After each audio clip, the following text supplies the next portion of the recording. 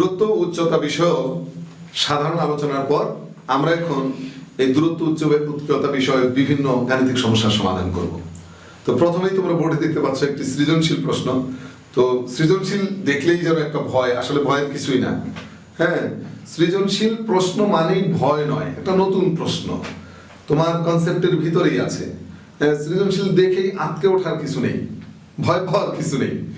তো সৃজনশীল প্রশ্নের মাধ্যমে আমরা শিখবো কিভাবে দূরত্ব উচ্চতা বিষয়ক বিভিন্ন সমস্যার সমাধান করতে হয়, তাই না? আচ্ছা দেখো, একটু উদ্দীপকটা ভালো করে পড়ো। দুইটি মাইল পোস্টের মধ্যবর্তী কোন স্থানের উপরে একটি বেলুন উঠছে। তো বেলুন উঠছে বলতে এখানে দেখো বলা হচ্ছে বেলুনের স্থানে ওই মাইল পোস্ট দুটির অবনতি কোণ যথাক্রমে এত। তার মানে বেলুনটা কোনো এক স্থানে স্থির কল্পনা করে নিতে হবে। বেলুন উঠছে বলতে কিন্তু বেলুন স্থির নয়। কিন্তু আমরা যদি দ্বিতীয় লাইনটা একটু পড়ি, বেলুনের স্থানে, তার মানে বেলুনটাকে একটা স্থানে মনে করে, একটা বিন্দুতে মনে করে মাইল পোস্ট দুটির অবনতি কোণ।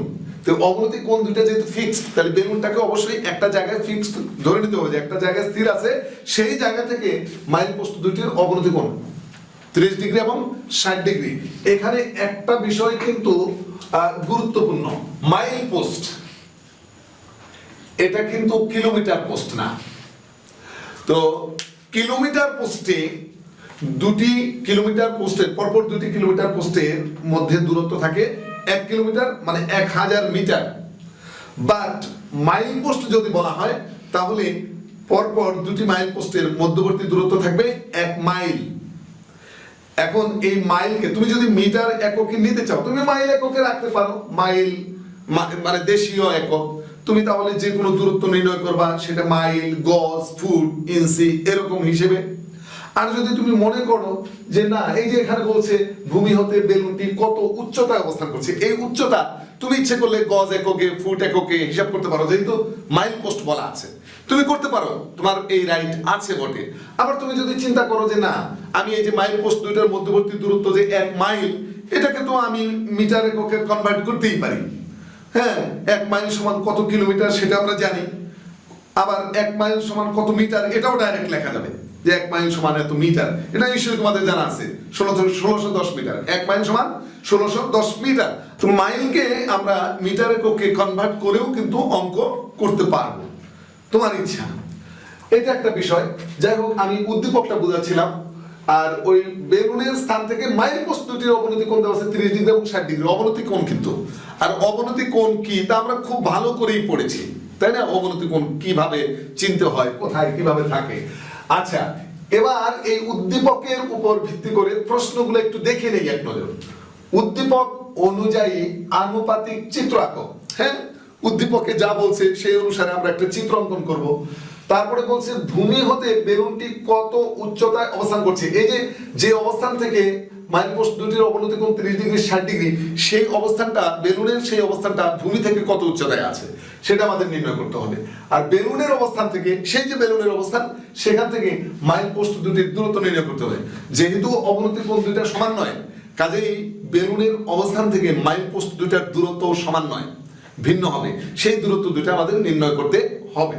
তো চলো ক নাম্বারের প্রশ্নের উত্তর করি, অর্থাৎ উদ্দীপক অনুযায়ী আমরা আনুপাতিক একটা চিত্র অঙ্কন করি। হ্যাঁ, দেখো যে একটা বেলুন অবস্থান করছে ভূমি থেকে একটা উচ্চতায় এবং দুইটা মাইল পোস্ট আমি ধরে নেই।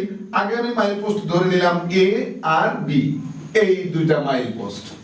তার মানে এ বি ইকুয়াল টু, আমরা বলতে পারি A B equal to 1 mile, এটা আমরা বলতে পারি 1 মাইল ইকুয়াল টু 1610 মিটার, যদি আমরা মিটারে কনভার্ট করি। আমি আগেই বলেছি তুমি মিটার এককে না নিয়ে মাইল দিয়েও করতে পারো, মাইলটাকে গজ বানিয়ে নাও অথবা ফুট বানিয়ে নাও দেশীয় এককে, তাতেও কোনো সমস্যা নেই। কারণ এখানে প্রশ্নগুলোতে তোমাকে এরকম কোনো বাইন্ডিংস দেওয়া হয়নি, কাজেই তুমি দেশীয় এককেও হিসাব করতে পারো, যেহেতু বাইন্ডিংস দেয় নেই। আর কিলোমিটার পোস্ট না বলে মাইল পোস্ট বলেছে, যাই হোক সেটা তোমার ইচ্ছা। তো আমরা মিটার এককে কনভার্ট করে করতে চাচ্ছি। আচ্ছা, তাহলে এ আর বি এর দূরত্ব নিশ্চয়ই 1 মাইল, 1 মাইল মানে 1610 মিটার। এই যে এ ও বি নিয়েছি। এবার এখানে উপরে একটা জায়গায় বেলুন অবস্থান করছে, যেখান থেকে এ কিলোমিটার, যেহেতু কিলোমিটার পোস্ট আমি আগে বলেছি এ, পরে বলেছি বি, যখন তুমি ভাষাগত প্রয়োগ করবে তখন এটা লক্ষ্য করবা। মনে করি কিলোমিটার পোস্ট দ্বয় এ ও বি, তাহলে এ আগে বলেছো, তাহলে বেলুনের অবস্থান থেকে এ কিলোমিটার পোস্টের অবনতি কোণ কিন্তু 30 আর বি কিলোমিটার পোস্টের অবনতি কোণ হচ্ছে 60। এটা কিন্তু লক্ষ্য করো, চিত্র আঁকতে এই জায়গাটায় ভুল হওয়ার সম্ভাবনা থাকবে। তাহলে আমরা এমন জায়গায় বেলুনের অবস্থানটা ধরবো যেখান থেকে এ কিলোমিটার পোস্টের অবনতি কোণ হবে কত, 30, সরি তাহলে এটা 30 হবে না, এটা যদি আমরা 30 করতে চাই ধরো আমরা এই জায়গায় নিতে পারি, এই জায়গায়, হ্যাঁ এই কিলোমিটার পোস্ট, যাই হোক ধরো এরকম হলো, এরকম। তো অবনতি কোণ যদি আঁকতে চাই তাহলে এই যে ভূমি ভূরেখা, যেটা ভূরেখার সমান্তরালে একটা রেখা আমাদের এভাবে কল্পনা করতে হবে, তাই না? হ্যাঁ, এই রেখাটা যদি আমি ধরি পি কিউ, আর বেলুনের অবস্থান এখানে আমি ধরে নিলাম বেলুনের অবস্থান আছে ও বিন্দুতে, তার মানে বেলুনটা ভূমি হতে এতটুকু উচ্চতায় আছে। তো এই উচ্চতাটা যদি আমি ধরি ও ডি, আর এই O D equal to H metre আমি ধরে নিলাম, এইচ মিটার, বাস। তাহলে এই যে এ কিলোমিটার পোস্টের সাথে অবনতি কোণ হলো 30 ডিগ্রি, আর বি কিলোমিটার পোস্টের সাথে এই অবনতি কোণটা হচ্ছে 60 ডিগ্রি। এই যে এভাবে কিন্তু আমরা চিত্র অঙ্কন করতে পারি। তবে চিত্রটা এরকম করে ফ্রি হ্যান্ডে আঁকলে ভালো হয় না, আসলে এটা আদৌ 30 ডিগ্রি হয়েছে কিনা 60 ডিগ্রি হয়েছে কিনা আমরা জানি না, তাই না? আসলে এই যে যতক্ষণ সময় চিত্রটা আঁকলাম এর চেয়েও কম সময় কিন্তু এর চেয়ে ভালো করে চিত্র আঁকা সম্ভব, তুমি যদি একটি টেকনিক্যাল পথ অবলম্বন করো। কিভাবে দেখো, খুব টেকনিক্যাল একটা পথ তুমি অবলম্বন করো, তাহলে দেখো এর চেয়ে অনেক ভালো একটা চিত্র তুমি খুব স্বল্প সময়ের মধ্যে এঁকে নিতে পারো। তুমি আগে একটা বৃত্ত আঁকো, বৃত্ত এঁকে কেন্দ্র নির্দিষ্ট করো এবং ব্যাস অঙ্কন করো, তার মানে কেন্দ্রগামী যে ব্যাস অঙ্কন করো। এই ব্যাসের দুই প্রান্তই তুমি ধরে নিলে কিলোমিটার পোস্ট এ আর বি। এবার যেহেতু বি কিলোমিটার পোস্টের সাথে 60 ডিগ্রি কোণ উৎপন্ন করেছে, এই বি বিন্দুতে, এ বি রেখার বি বিন্দুতে 60 ডিগ্রি একটা কোণ তুমি আগে এঁকে নাও, অথবা তুমি এই জায়গায় একটা বিন্দু নিয়ে একেবারে 60 ডিগ্রি চাঁদা দিয়ে করতে পারো, বা কম্পাস দিয়েও তুমি 60 ডিগ্রি কোণ কিন্তু খুব দ্রুততার সহিত বের করতে পারো। তারপরে এটা অবস্থানটা ও নিলা, তারপরে এ ও যোগ করলা, তাহলে দেখো এই যে এই বি বিন্দুর সাথে যেহেতু 60 ডিগ্রি কোণ হবে, এটা যেহেতু 60 ডিগ্রি কোণ হবে, এখন ভূমির সমান্তরাল রেখাটা নিলে দেখো এই কোণটা অবশ্যই 60 হবে, কারণ আমরা বি বিন্দুতে 60 ডিগ্রি কোণ অঙ্কন করেছিলাম। আর এটা 60 হলে এটা অবশ্যই হবে 30। কেন এটা 30 হবে? কেন?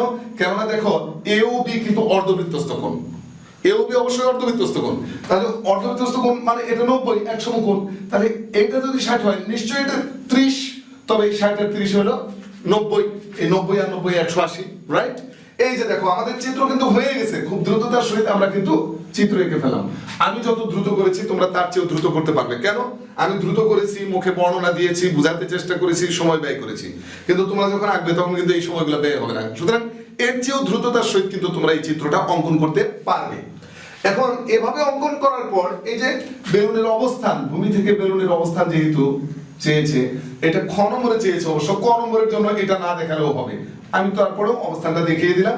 ভূমি থেকে বেলুনটির অবস্থান হলো 8 মিটার উচ্চতায়, এই ভূমি থেকে 8 মিটার উচ্চতায় বেলুনটা অবস্থান করছে। এরপরে তুমি ইচ্ছে করলে এই বৃত্তটা মুছে দিতে পারো, অথবা বৃত্তটা থাকলেও কোনো সমস্যা নেই, তুমি যে একটা পন্থা অবলম্বন করে চিত্রটা অঙ্কন করেছো, একটা প্রসেস অবলম্বন করেছো, টেকনিক্যাল প্রসেস, সেটা না হয় এখানে থাকলোই এই প্রমাণটা, তাতেও কোনো সমস্যা নেই। সেক্ষেত্রে বৃত্তটা একটু হালকা করে আঁকো, একটু হালকা করে, দেখা যায় কি যায় না তুমি বুঝলেই হলো। মুছিয়ে দিতেও পারো, না দিলেও ক্ষতি নেই। এই যে হয়ে গেল চিত্র।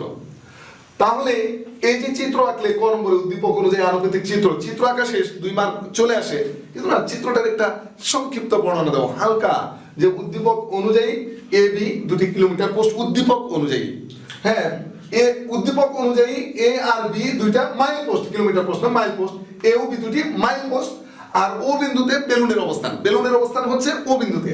তারপরে তুমি বলতে পারো যে ও বিন্দু থেকে মাইল পোস্ট দুটির অবনতি কোণ যথাক্রমে এ ও পি কোণ ইকুয়াল টু 30 ডিগ্রি, বি ও কিউ কোণ ইকুয়াল টু 60 ডিগ্রি। বাস একটা এই যে সংক্ষিপ্ত বর্ণনা দিয়ে দিলে, এইটা কিন্তু বলার দরকার নেই, এটা না দিলেও হয় আসলে এই ক নম্বরের জন্য, কারণ আমার খ নম্বরে চেয়েছে ভূমি হতে বেলুনটি কত উচ্চতায়, কাজে এই ওডি রেখায় 8 মিটার, এটা ক নম্বরের চিত্রে না দিলে সমস্যা নেই।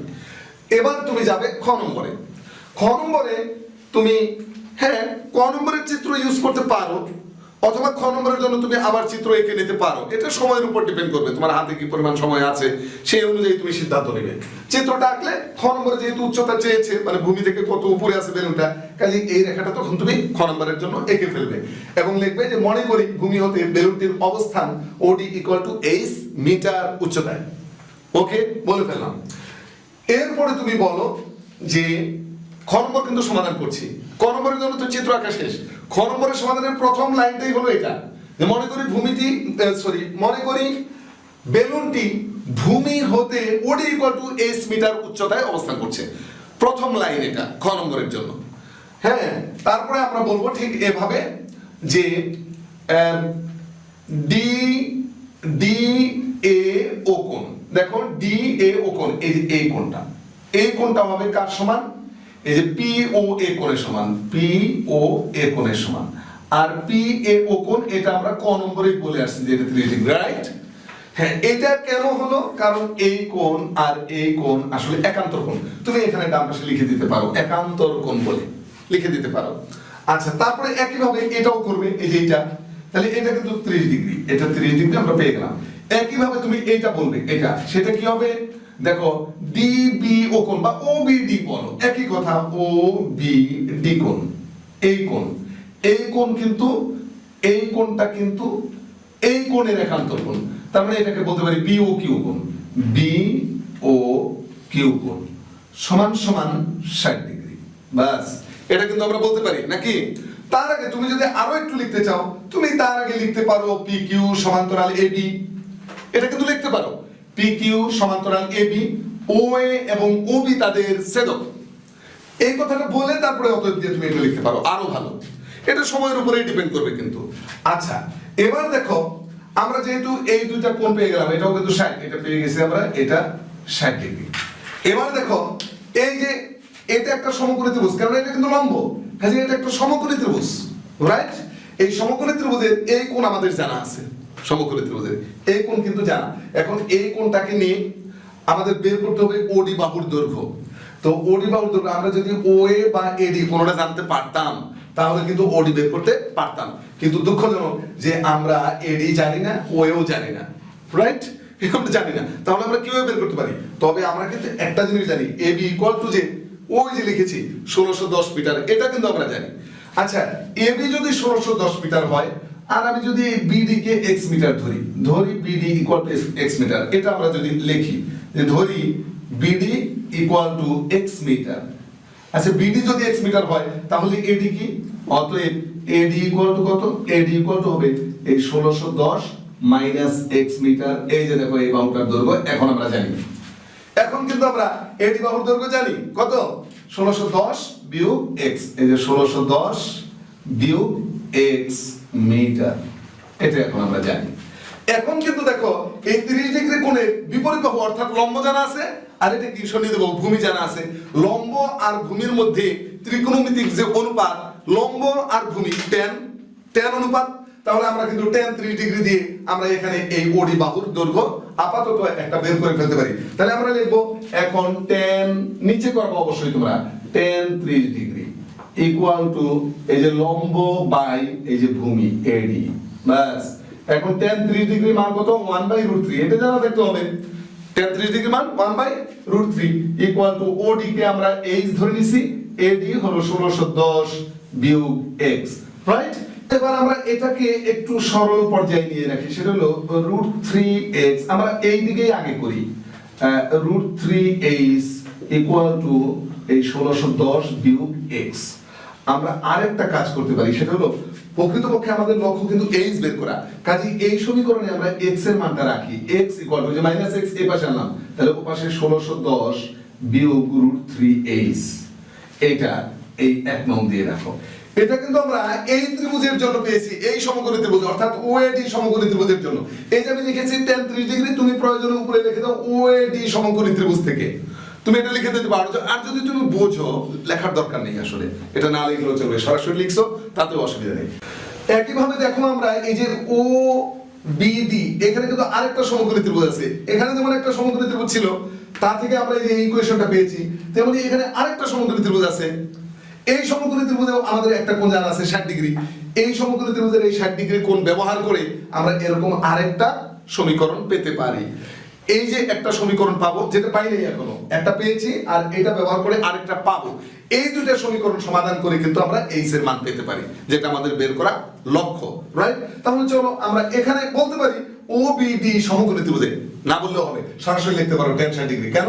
এটা তো এইচ আর এটা এক্স, সুতরাং এই 60 ডিগ্রি কোণে লম্ব আছে, ভূমি আছে, তাহলে তো tan ই ব্যবহার করব নাকি sin cos ব্যবহার করব? না, sin cos ব্যবহার করা যাবে না, কারণ অতিভুজ দেওয়া নেই। হ্যাঁ, অনেকের মনে কিন্তু এরকম প্রশ্ন থাকে, স্যার tan নিলাম কেন, sin cos নিলাম না কেন? তুমি লক্ষ্য করো 60 ডিগ্রি কোণের লম্ব যেটা সেটা এইচ এখানে উল্লেখ করা আছে, আর ভূমি যেটা এই যে BD সেটা এক্স উল্লেখ করা আছে, বাট এই যে অতিভুজ এটা উল্লেখ করা নেই। অতিভুজ না থাকলে sin cos sec cosec কোনো কিছুতে যাওয়া যাবে না, tan cot ছাড়া, রাইট? যেহেতু এখানে লম্ব আর ভূমি আছে, লম্ব আর ভূমির সাথে সম্পর্কিত ত্রিকোণমিতিক অনুপাত tan cot, সুতরাং এই tan cot এর বাইরে আমরা যেতে পারছি না, যেহেতু আমাদের অতিভুজ নেই। অনেকের কিন্তু এই প্রশ্ন থাকে যে tan কেন, sin কেন নিলাম না, cos কেন নিলাম না, এরকম প্রশ্ন কিন্তু থাকে। নিশ্চয়ই এই প্রশ্নটার উত্তর তোমাদের কাছে এখন আছে। ওকে ফাইন, এবার আমরা tan 60 ডিগ্রি নেব। আমি একটু বাম দিকে করছি, ডান দিকে জায়গা নেই, আমি নিলাম tan 60 ডিগ্রি, লিখবো আবার tan 60 ডিগ্রি, এরকম ভাবে লিখবো যে আবার tan 60 ডিগ্রি ইকুয়াল টু, তাহলে কি লম্ব হচ্ছে OD আর ভূমি হচ্ছে BD, রাইট? এখন tan 60 ডিগ্রি মান কত? √3, আর OD তো h আর BD হচ্ছে x, রাইট? এবার দেখো এখানে এই যে √3x ইকুয়াল টু h, এরকম আমরা লিখতে পারি। অথবা আমরা আরেকটা কাজ করতে পারি, √3x equal to h, h equal to √3x, এটাও আমরা লিখতে পারি। এটা দুই দাও, একই কথা কিন্তু। এখন দেখো এই যে h ইকুয়াল টু √3x, আমরা ইচ্ছে করলে এই h এর মান √3x বসিয়ে দিতে পারি। তো h এর মান যদি এখানে বসিয়ে দিই তাহলে কিন্তু আমরা x এর মান পাবো। x এর মান আমাদের বের করতে বলে নাই, তবে হ্যাঁ x এর মান পেলে সেই x এর মান যদি আমরা এখানে বসিয়ে দিই তাহলে h এর মান পাবো, অসুবিধা কি? তাহলে চলো এই 2 নং থেকে h ইকুয়াল টু √3x 1 নং এ বসাই। এই কথাটাই আমরা বলবো যে 2 নং থেকে h ইকুয়াল টু √3x 1 নং এ বসিয়ে পাই, এই বাংলাটা কিন্তু বলবো। আচ্ছা, তাহলে আমি এই জায়গায় লিখি, এই জায়গাটায় করি। হ্যাঁ, বাংলাটা কিন্তু আমি লিখলাম না, লিখতে হবে 2 নং থেকে h ইকুয়াল টু √3x 1 নং এ বসিয়ে পাই, এই যে 1 নং। হ্যাঁ, তাহলে কি হবে?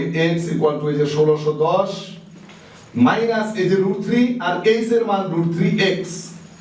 বুঝতে পেরেছো সুবিধাটা হয়েছে কি? দেখছো এই h এর মান এখানে পুট করাতে √3 আর √3 গুণ হয়েছে 3x, তাহলে এখানে হলো x ইকুয়াল টু এই যে 1610 বিয়োগ 3x। হ্যাঁ, এখন আমরা ওই 3x যদি এই পাশে আনি প্লাস হয়ে আসবে, কাজে এটা হয়ে যাবে 4x ইকুয়াল টু 1610। তাহলে x ইকুয়াল টু কত? 1610, এই যে 1610/4, এটা আমাদের x এর মান। তো x এর মানটা আমরা এখানে বসিয়ে দিই, x এর মান। হ্যাঁ, ক্যালকুলেটর থেকে আমরা করে ফেলি, তাহলে কত? 4 4 এ 16, তাই না? 0 4 2 গুণে 8, হ্যাঁ, তারপরে 2 রলো 4 5 করি, এরকম কিন্তু রেজাল্ট আসতেছে x এর মান, তাই না? x এর মান আসতেছে 402.5, এরকম। দেখো তুমি ক্যালকুলেটরে করবে, অসুবিধা নেই। 4 4 এ 16, এই যে 4 4 এ 16, 16 এর মধ্যে 4 বার, এখন 1 এর মধ্যে যায় না, পড়লো 0, তো 10, 8 কত? 4 2 গুণে 8, থাকলো 2, দশমিক দিয়ে 0 হলো 20, 4 5 এ 20। বোঝা গেল? x এর মান পেয়েছি, এবার x এর মান এখানে বসিয়ে দিয়ে তাকে √3 দ্বারা গুণ করো, h এর মান আসবে। অতএব x এর মান 2 নং এ বসিয়ে, এখন আমরা কি লিখবো? x এর মান 2 নং এ বসিয়ে পাই, তাহলে x এর মান 2 নং এ যদি বসাও, এই যে √3 * 402.5, এখন ক্যালকুলেটরে সরাসরি √3 দিয়ে গুণ করে এই মানটা তোমরা এখানে পুট করবে, রাইট? তো এটা কত আসে? এটা আসে, হ্যাঁ, এটা আসে 697.15, 697.15। আচ্ছা, তাহলে ভূমি থেকে বেলুনটি 697.15 মিটার উচ্চতায় অবস্থান করছে। খ নম্বরের উত্তর কিন্তু আমরা পেয়ে গেলাম। এবার তাহলে চলো আমরা গ নম্বরের উত্তরটা করি, এবং গ নম্বর করার জন্য আমাদের এই যে h এবং x এই মানগুলো শুধু জানা থাকতে হবে, তাই না? x ইকুয়াল টু 402.5 এই মানটা আমাদের লাগবে এবং h ইকুয়াল টু এত। এই দুইটা মান কিন্তু আমাদের দরকার হবে, বাকি সবটুকু আমরা মুছিয়ে দিই, পিকচারটা কিন্তু মুছাতে পারবো না, পিকচারটা আমাদের লাগবে। এই দুইটা মান আমরা পেয়েছি, এই দুইটা মান একটু সাইডে রেখে আমরা বাকি সবটুকু মুছিয়ে দিলাম জায়গা বের করার জন্য। এবার আমরা গ নম্বরের সমাধান করি। চলো, গ নম্বরের জন্য আমরা কি করব দেখো, বেলুনের অবস্থান থেকে, বেলুনের অবস্থান কি ও বিন্দুতে, এই বেলুনের অবস্থান থেকে অর্থাৎ ও বিন্দু থেকে মাইল পোস্ট দুটির দূরত্ব, তার মানে ও থেকে এ এর দূরত্ব, ও থেকে বি এর দূরত্ব। লক্ষ্য করো এই দূরত্বটা এখন আমাদের জানা, এই যেটা এটা 1610 থেকে x বাদ দাও 402.5, তাহলে কিন্তু এডি বেরিয়ে আসবে। তাহলে গ নম্বরের জন্য শুরুতেই আমি এটা করতে পারি গ নম্বরের জন্য, যে এডি ইকুয়াল টু, এই যে এডি ইকুয়াল টু 1610 বিয়োগ 402.5, এই যে এই x এর মানটা বসিয়ে দিয়েছি, রাইট? হ্যাঁ, ক্যালকুলেটর থেকে এটা বের করতে পারো 1207.5। তাহলে এডি কিন্তু আমাদের জানা এখন, এডি হলো 1207.5, এটা মিটার, তুমি মিটার লিখতে পারো। ওকে, এবার যদি দেখো এই ত্রিভুজের, এই সমকোণী ত্রিভুজের অর্থাৎ ওএডি সমকোণী ত্রিভুজের, এবার আমাদের উচ্চতাও জানা আছে, ভূমিও জানা আছে। উচ্চতা h তো জানাই আছে, এই যে h আমাদের জানা। তাহলে দুইটা বাহু যদি জানা থাকে সমকোণী ত্রিভুজের, অপর বাহুটা আমরা বের করতে পারি, পিথাগোরাসের উপপাদ্য প্রয়োগ করি।